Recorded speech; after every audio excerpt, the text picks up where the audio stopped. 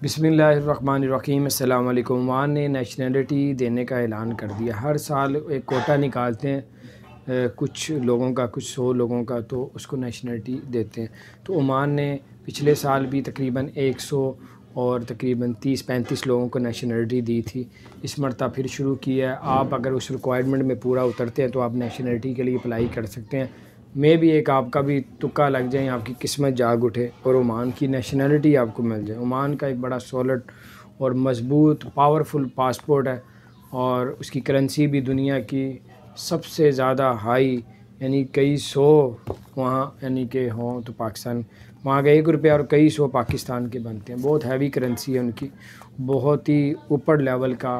Kuwait, Oman एक इनका level है बहुत हाई।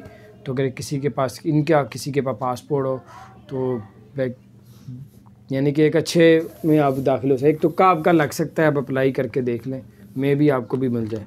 अपना ख्याल रखें, दुआ करें, अल्लाह ताला आप लोगों का भी। अस्सलाम वालेकुम।